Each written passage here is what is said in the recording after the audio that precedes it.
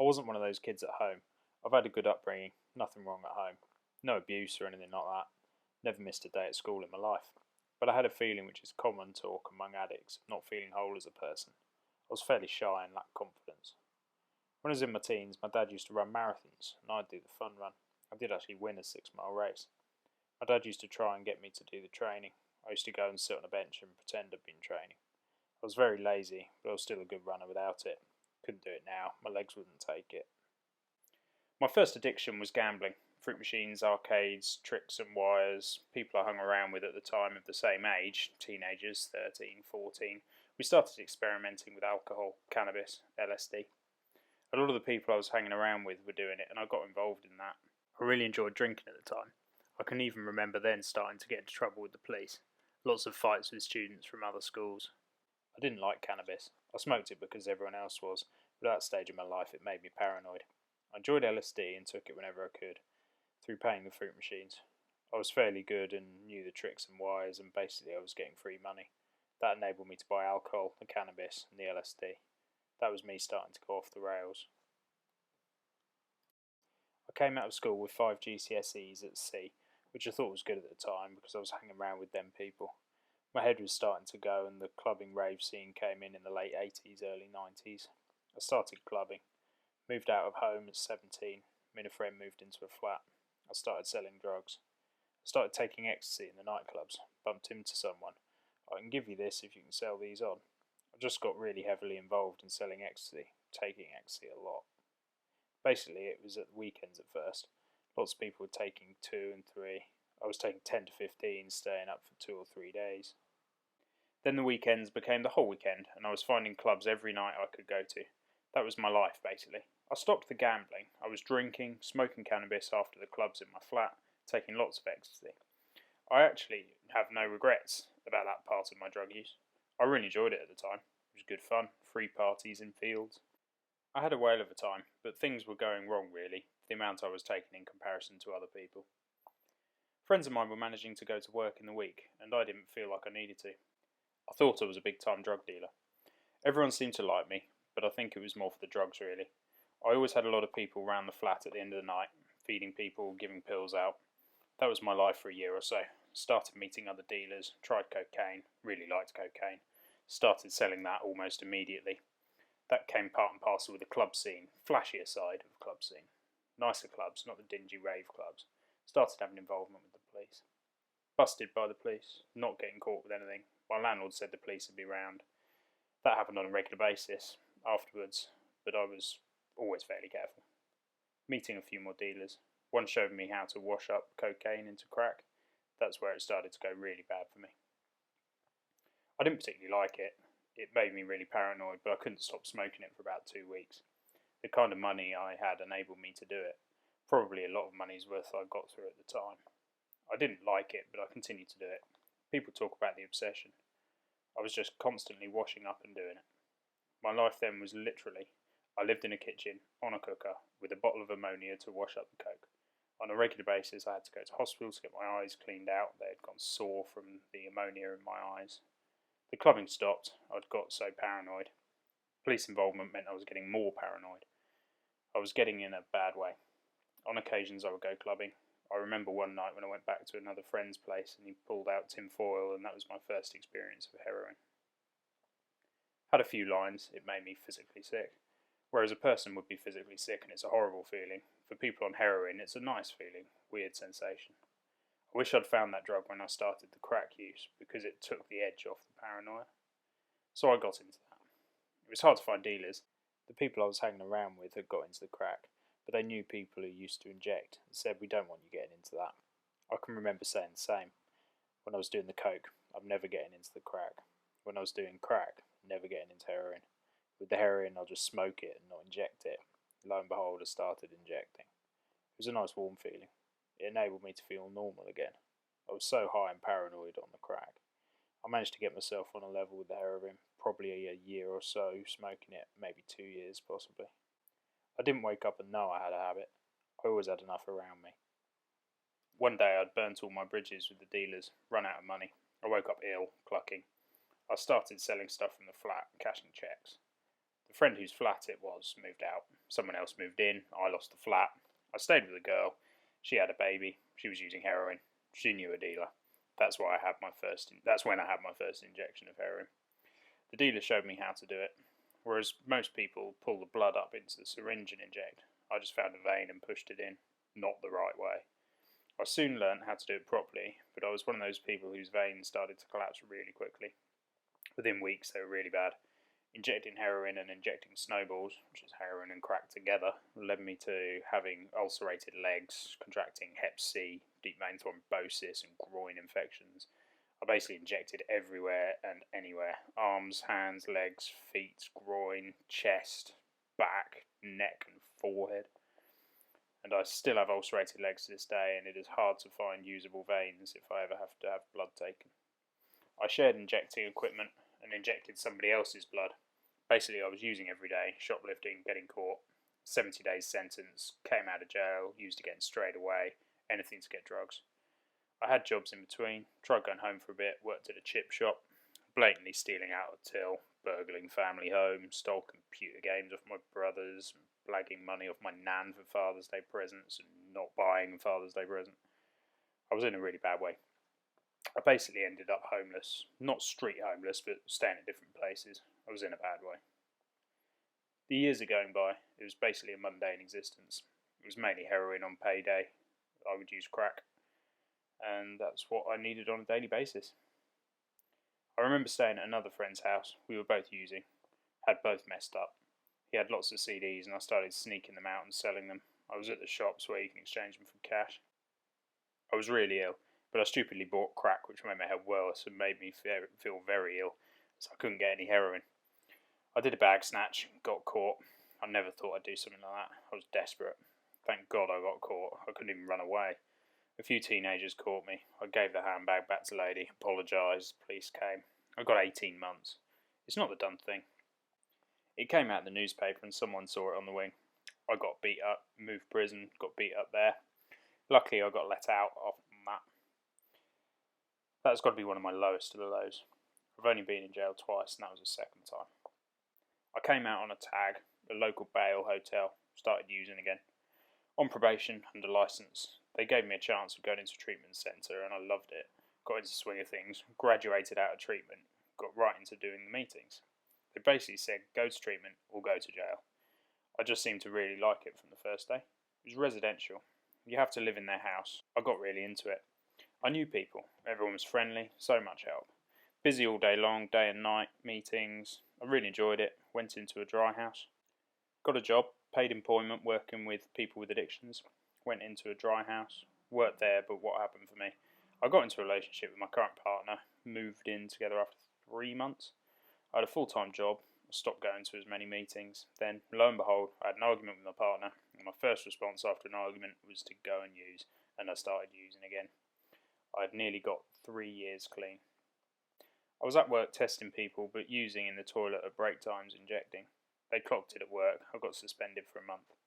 I gave the excuse that I was on painkillers, ulcerated legs, came back into work, managed to hold it down, still using but functioning around it. There was a drought in the local area. It was hard to fit in around work. I was running around trying to get anything, turning up late, and when I was in a staff meeting I thought I was alright, but I was actually nodding and gouching. I was suspended again and lost my job. After that, I went really off the rails. My partner as well. I got back into selling and using heavily. Got arrested for smashing up the flat and criminal damage. Started using Valium. Not much, but smashed flat up a bit. It basically was criminal damage, but domestic violence team were involved because I pushed my partner and stabbed up the sofas. Didn't even remember it. They let me out the next morning and I was in such a bad way I basically did the same thing again. I was back in for the weekend. The solicitor said they should not have let you out. You're still in a state now. I said I can't make a statement because I don't know what's happened. What you're saying is going to have to be it. After that, we got a bit of help for ourselves. We got clean again. We tried a Subutex detox. None of us agreed with them. It didn't work for me. It made me too ill. I did a previous detox with DFs, but I was too ill on Subutex. I ended up on methadone. Staying here and there everywhere, selling drugs, shoplifting. We got clean for a bit, not long, maybe 9 months. I got arrested again and got my first drug order. It took about a month to get stable, not using on top. Both quite happy, but then I relapsed again. We had another argument, then I went off the rails again. We were using again, homeless, arrested for shoplifting, both of us. My partner blagged that she was fainting and they took her down the hospital. Whilst doing some tests, they found out she was pregnant. This was a sort ourselves out time, basically. Luckily, she was pregnant. They got her on the methadone quickly. I just upped my methadone and stopped using on top. She got stable, went into detox unit. She went into a dry house. I was sneaking in. We got a little bed sit with the view that we would get rehoused when the baby was born. That was our first involvement with social services, when it was flagged up that she was pregnant. It was flagged up because she's previously lost children through adoption, so as soon as it was found she was pregnant, it was flagged anyway. That was my first experience. We just did everything we had to, attending groups. We were both on methadone but stable. My daughter was born. She was born on methadone. She had no withdrawals from it. That was something we were possibly worried about. Feeding lots. My partner couldn't produce enough milk, so half breast milk, half bottle, so it worked out quite well. They don't really know how much methadone a baby takes and what they're going to be like. It was a good thing for us. We were in the bedsit with the baby for 3 months, got a new flat through the council. Things were going well. I wasn't really doing anything. Because I was on the methadone, I tried going to meetings, but it kind of gets shunned by people. I felt that when I was first going, I got really into them. When I slipped back, I think I only had one person offer a bit of help. I was shunned away. Me and my partner were basically looking after our daughter and living an okay life. Nothing was wrong. Me and my partner hadn't argued for ages. I bumped into a friend who I knew was a user and I thought, it's coming up to my birthday. Do you know what? I just fancied using. It was as simple as that. I used and within a couple of weeks I'd started selling drugs again. A couple of weeks after that, I managed to sell drugs to the police. A couple of months later, police came through the door with social services. I thought I was going to be okay until they said I was being arrested for supplying a police officer and I knew things were bad. Until then, social services had just kept an eye. I think it might have just been a child in need for about a year and it had finished with social services. We were fine. Now obviously social services had come round again with the police. I was quite concerned. I didn't think I was getting out. Basically, that was the day my daughter was taken off us. She maybe wouldn't have been, but they found a lot of foil in the bin and they said it was too much stuff for one person. We were trying to blag it was just me using, not my partner. They did a drug test. My daughter was about a year and a half. My partner was trying to keep hold of my daughter. They weren't having it. Previously, when with social services, we had written up informal contracts. What would happen to my daughter if anything happened to one of us? I couldn't remember doing them, but these were adhered to. Basically, my daughter went to my parents for a couple of days, and then she went to my brother's for 14 days. I was sat in the police station trying to find out what was going on. The police had taken the phones. I was lucky. I got left off on bail because I had previous clean times. They didn't think I would be a risk, so I came out. I managed to find my partner. She was really badly on one because another child had been taken off her. It was kind of basically my fault. We used that night. Then she said, next day, I've got to see social services today, and I said I'll come with you, and basically we agreed to start going to the contact centre. Social services were really good then. They were paying for a taxi virtually every day to the contact centre. That was really hard work. For me at the time, it was really hard for my partner, but I felt I needed the break. I know it sounds harsh, but it was nice not to have to look after my daughter full time. It was nice to have a bit of time out to focus, give us a chance. We were down the assessment team straight away after social services. We signed up for various groups and we did everything we could. The social worker let us have our daughter back within 16 days. It was really, really nice because it can take a while, especially when it's not with the family. They had seen that we were really committed. When they saw the flat, when it got raided, they saw that it was all nice. It wasn't all lying around, paraphernalia, or no food, or untidy. We kind of kept it together. We were very chuffed to get her back. The contact sessions were hard. I don't think my daughter remembers them. She was 1.5. She cried for mummy. My brother and his wife brought her. They were really understanding. We're not a close family in general. They were really understanding. They said if they knew we were in trouble, they would have helped anyway. We were just so pleased to get my daughter back, you know. We complied. We did everything. We kind of got an inkling she was coming home. They gave us hints she was coming home. They were saying they were pleased and they weren't concerned. We were going to the contact centre every day. We were really pushing for it and they could see the commitment. I've seen people who don't really bother, which is a shame. For me it was awkward because I was on bail still and I was on bail until April the following year. and I didn't know if I was going to jail or not. We got through it all. We weren't sure what was going to happen, but I felt quite confident that if I did go to jail, my partner would successfully look after our daughter and it wasn't going to be a problem. Fortunately for me, I didn't go to jail. I got a DRR. One thing with the DRR is I was being tested weekly and a drug test came up with amphetamines. I've never really done amphetamines. Social services were straight around the house. I do understand why they needed to do it, but I think maybe they should look at the whole picture, my story. Every test there was coming back positive. Every single one. Benzos, on occasion heroin and morphine. They could see. I was lucky. Staff could see, and so they were retesting me and it was coming up negative on the second test. They had a faulty box.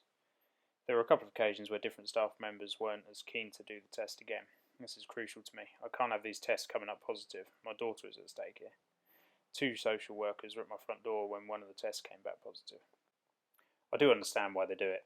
They've got to keep the child protected, and it got ruled out as everyone could see what was going on, and in the end they found that there was this whole box of faulty tests. It's hard when your child's liberty is in question.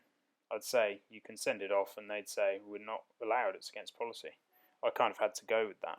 I couldn't wait for the DRR to stop and then all that stopped.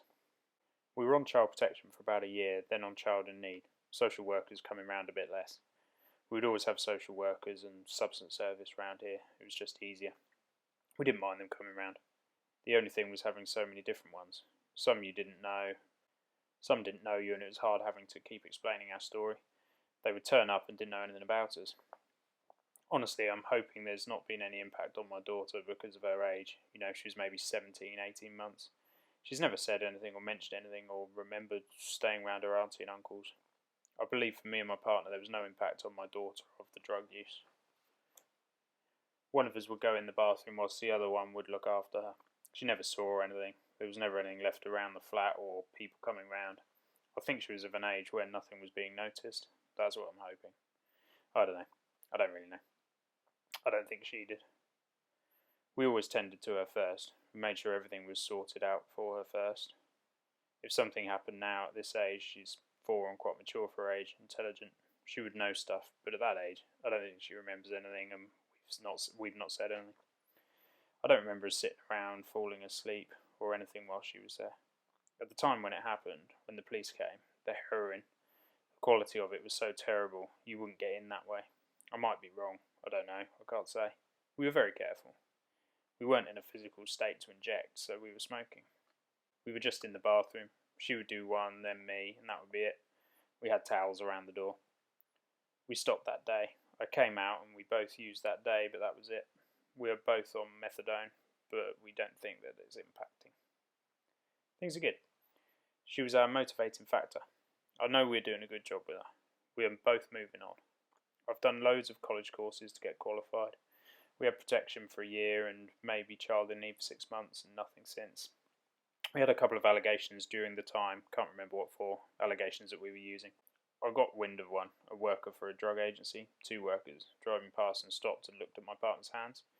They thought they were PIB marks, so an allegation came from that. It's always going to be a risk, especially being on methadone because you're still involved in services. But we are both being tested once a month now, and with the new changes. It used to be once every 8 weeks or every 12 weeks. I always know that it could happen. If I didn't want to be drug tested, I would have to come off the methadone. Methadone keeps me stable. I've come down to a low level. I think I act normal. I'm on 15 millilitres. I'm not going to push myself to detox. I'm quite happy where I am with it. If it came where I was unable to get a job because of it, then I would have to. Being on methadone hasn't affected my ability to be a dad. I've just been a dad, basically. I've done parenting courses. I know we've got a good daughter. I see other children. I know what she's like in comparison, and I feel really blessed that she's so good, so I believe we're doing something right. I believe our drug use didn't impact on her. When she's older, if we're still on methadone, do we tell her? I don't know.